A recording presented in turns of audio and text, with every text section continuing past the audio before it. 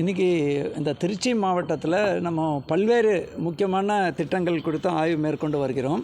குறிப்பாக உங்களுக்கு தெரியுங்க, நம்ம கடந்த ஆண்டு தமிழ்நாடு முதலமைச்சர் அவர்கள் முதல்வர் மருந்தகம் அப்படின்னு ஒரு புரட்சிகரமான ஒரு திட்டத்தை அறிவித்திருந்தார்கள்.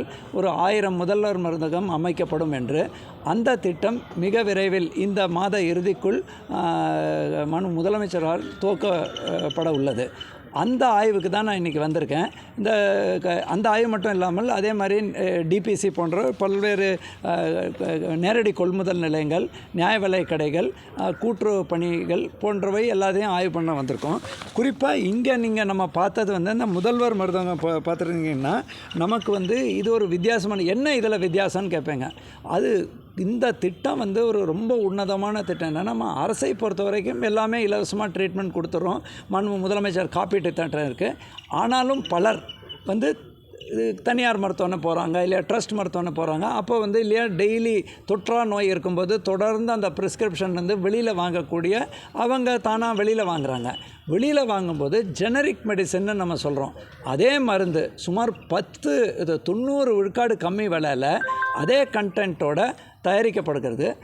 இதுக்கும் ஏற்கனவே நம்ம செயல்படுத்தக்கூடிய கூட்டுறவால் செயல்படுத்தக்கூடிய நியாய விலை ஃபார்மசிகள், அது மட்டும் இல்லாமல் அம்மா ஃபார்மசிகள், அதே மாதிரி ஜன ஔஷதி கேந்திரா, இதிலெல்லாம் என்ன வித்தியாசம்னா, கூட்டுறவு மற்றும் நம்மளோட அம்மா மருந்துகள் பொறுத்தவரை ட்ரேட் நேம் இருக்கிற மருந்து 20லேருந்து 30 விழுக்காடு குறைவாக கொடுத்துருந்தோம்.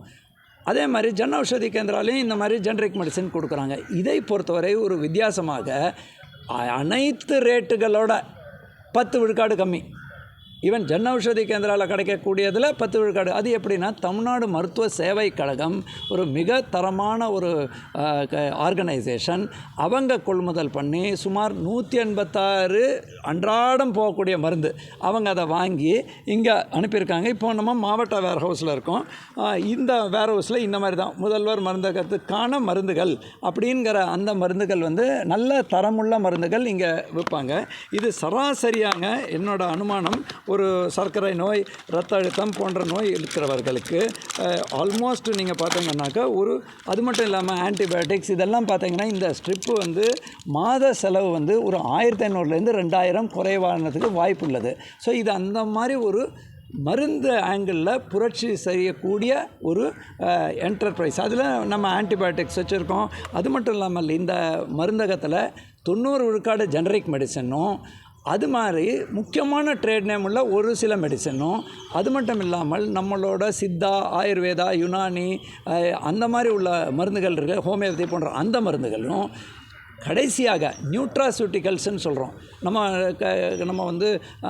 சில உடம்புக்கு தேத்தக்கூடிய அந்த வசதிகள் அது எல்லாமே இதில் உள்ளடங்கும்.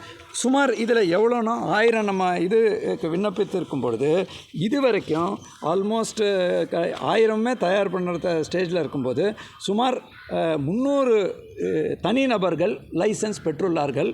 அதே மாதிரி 440 சொசைட்டிகள் லைசன்ஸ் பெற்றுள்ளது. இன்னும் லைசன்ஸ் பெற இருக்கிற நிலையில் ஃபுல்லாக பார்த்தோன்னா 402 பேருக்கு கிடைக்கும். இந்த 300 உட்பட இண்டிவிஜுவல் 402 பேரும், 444 சொசைட்டி உட்பட 496 சொசைட்டிகளும் 898 ஆல்ரெடி ரெடியாக இருக்குது. இப்போ அவங்க கடையெல்லாம் ரெடி பண்ணிட்டாங்க, மருந்தெல்லாம் வந்து கொண்டே இருக்குது. மிக விரைவில் அந்த மருந்து கடைக்கு விழுமானம் முதலமைச்சர் கொடுக்கும் நாளன்று சென்னையில் துவக்கப்பட்டு அதுக்கு அடுத்த நாள்லேருந்து இங்கே பரவலாக இது ரெடியாக இருக்கும். இதுதான் இந்த திட்டத்தோட ஒரு மாநில கிடங்கு இருக்குது, மாவட்ட கிடங்குகள் இருக்குது. இந்த கொள்முதல் மற்றும் தரம் எல்லா மருந்தும் தரம் பார்க்கப்பட்டு தான் இங்கே அனுப்பப்படுறது. அந்த பணியை நம்ம பார்வையிட்டோம். இது முதல் ஒர்க்குங்க. அது இல்லாமல் இப்போ தனிநபர் கடையும் நான் பார்த்துருக்கேன், அதே மாதிரி சொசைட்டி கடையும் பார்த்துருக்கேன். அது இல்லாமல் நீங்கள் பார்த்துருக்கீங்கன்னா இப்போ நமக்கு மிக முக்கியமான கொள்முதல் சீசன். நல்ல செய்தி என்றால் இந்த ஆண்டு இதுவரை 11.44 லட்சம் மெட்ரிக் டன் நம்ம இந்த தமிழ்நாட்டில் கொள்முதல் செஞ்சுருக்கோம். செப்டம்பர் 1ஆம் தேதியிலேருந்து இந்த கரீஃப் மார்க்கெட்டிங் சீசன்னு சொல்லுவோம். அந்த சீசனில் இதில் 2489 கோடி நம்ம விவசாயிகளுக்கு பட்டுவாடா செஞ்சுருக்கோம். 1.41 லட்சம் விவசாயிகள் பயனடைந்திருக்கார்கள். அன்றாடம் நமக்கு ஒரு 12,000 விவசாயிகள் அதை சப்ளை பண்ணிகிட்டே இருக்காங்க. சுமார் ஒரு நாளுக்கு ஒரு 300 கோடி ரூபாய் இன்னும் பெண்டிங் இருக்குது. 2 நாளில் அதை டிஸ்பர்ஸ் பண்ணிடுறோம். இது கடந்த ஆண்டு இதே நேரத்தை விட 3.3 லட்சம் மெட்ரிக் டன் கூடுதல். கடந்த ஆண்டு இந்த நாளில் 8.1 தான் இருந்தது. ஸோ இது நல்ல முறையில் நடந்து கொண்டு இருக்குது.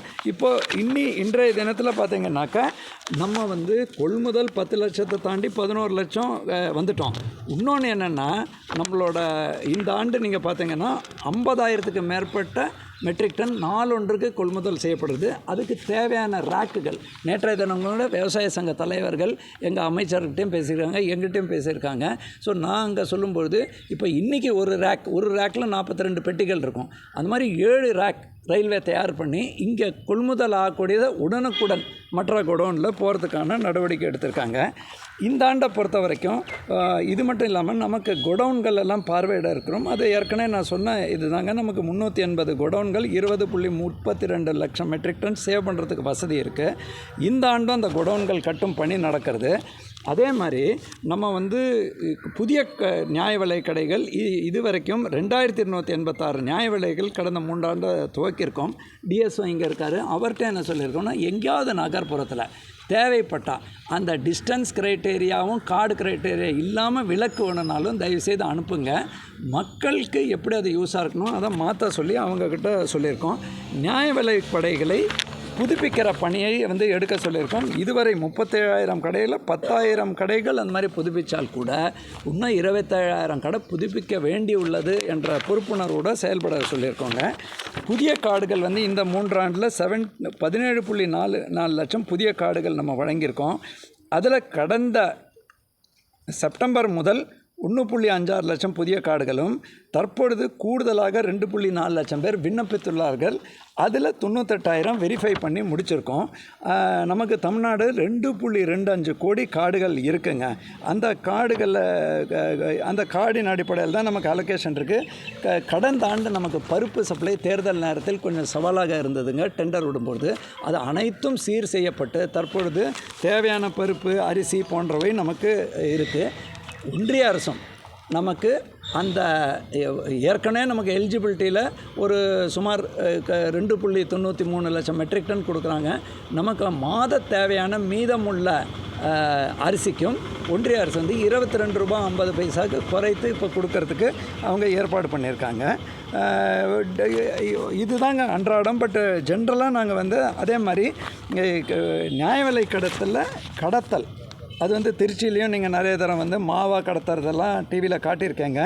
இது வரைக்கும் இந்த ஆண்டு நம்ம 228 பேர் இந்த பிளாக் மார்க்கெட்டிங்னு அந்த கடுமையான சட்டத்தில் நம்ம அரெஸ்ட் பண்ணியிருக்கோம். 198 கேஸ் போட்டிருக்கோம்.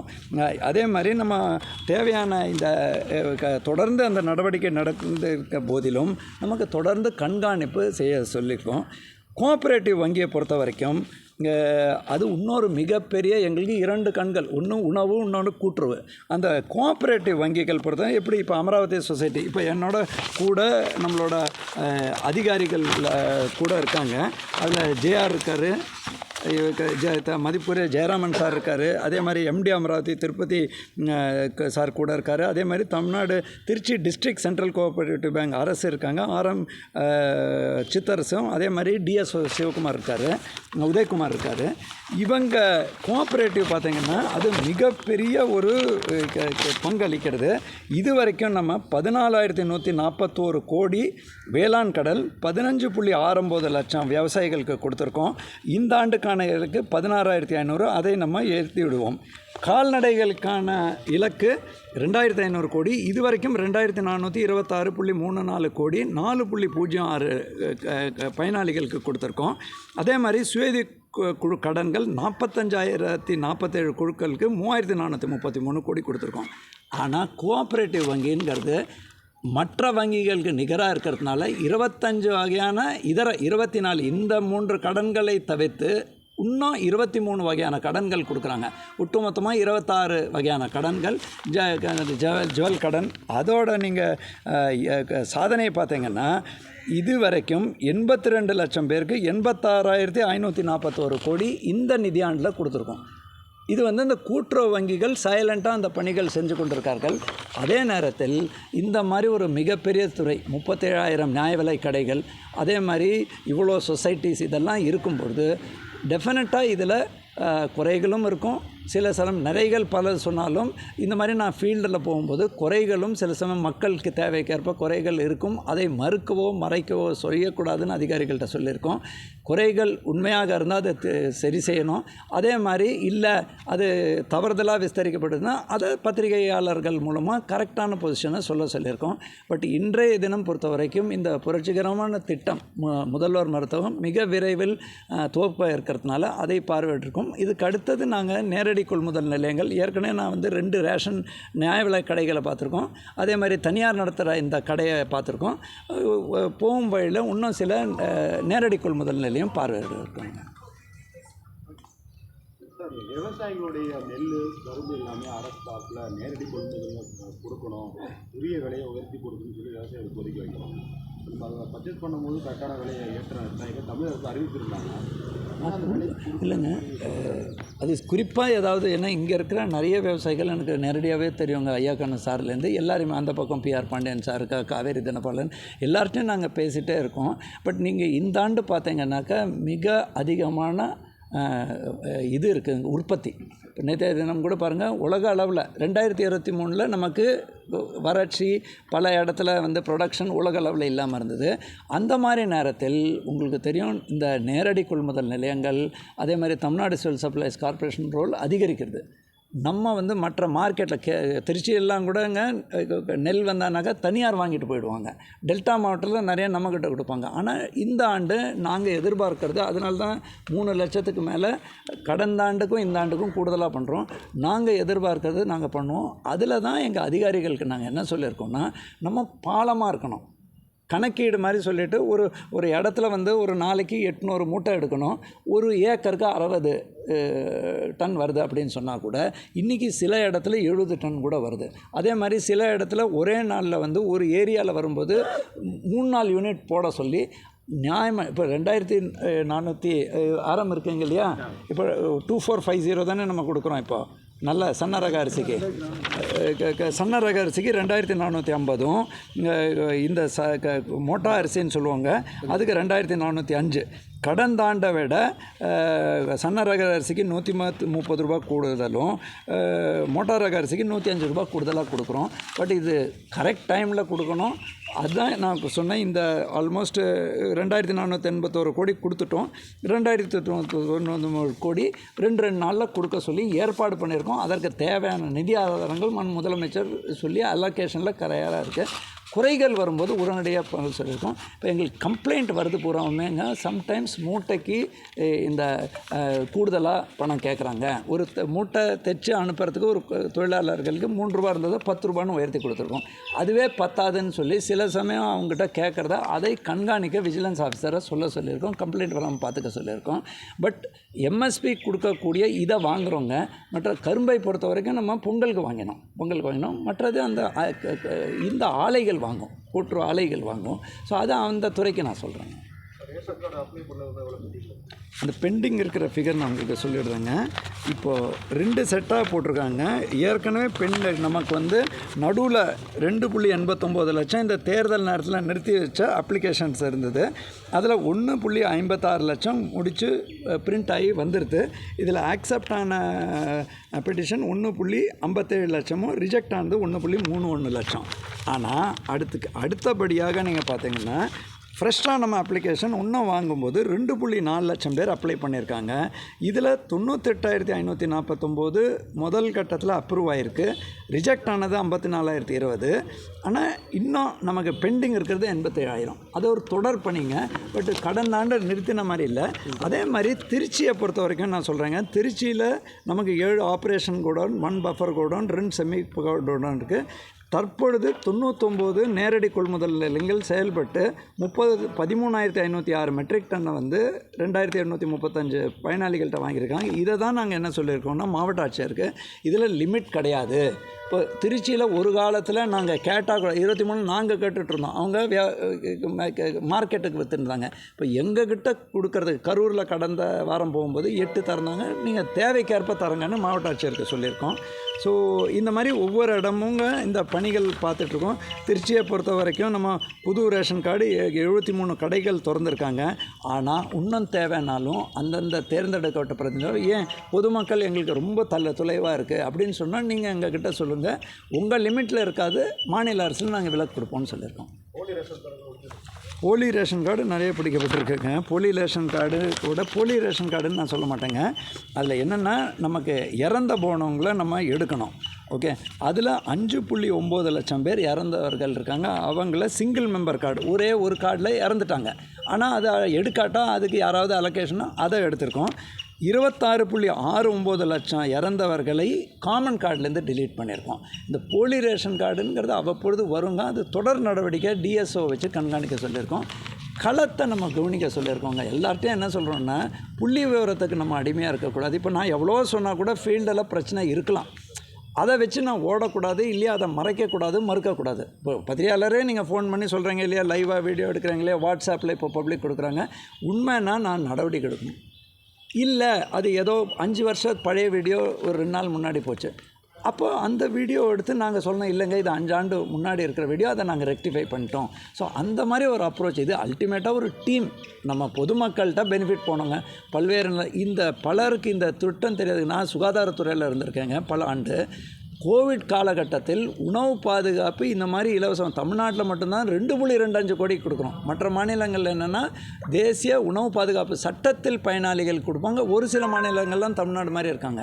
அது மாதிரி இருக்கிறது ரொம்ப ஒரு உன்னதமான திட்டங்க உணவு பாதுகாப்பு. அதனால்தான் பொதுமக்கள்கிட்ட நான் என்ன சொல்கிறேன்னா, அதே மாதிரி எங்கேயாவது கடையிலையோ எங்கேயாவது லோக்கல் லெவலில் யாராவது பண்ணாங்க, கடத்தலை தயவு செய்துங்க. இது ஒரு உன்னதமான திட்டம். நல்லா அரிசி வருதுங்க. இப்போ கூட நான் இன்றைக்கி இதில் பார்த்தேங்க, ரீலில் பார்த்தேன்னாக்கா, ரேஷன் அரிசி வாங்கி முறுக்கு செய்யுது.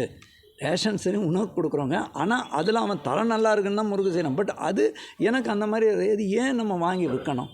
நமக்கு வேணும்னா வாங்கிக்கலாம், வேண்டான்னா வேண்டாம். அதுக்குன்னு அது யாரும் இது பண்ணிடுவதை நாங்கள் கண்காணித்து வரணும். அதுக்கு தொடர்ந்து 4 எஸ்பி இருக்காங்க, அதையும் கண்காணித்து வருகிறோம். இந்த மாதிரி உங்கள்கிட்டேருந்து தவிர ஒரு தினம் திருச்சியிலேருந்தே லைவாக போட்டிருந்தாங்க, பவுடர் போட்டு விற்றுட்ருக்காங்கன்னு ஸ்ரீரங்கம் பக்கத்தில்.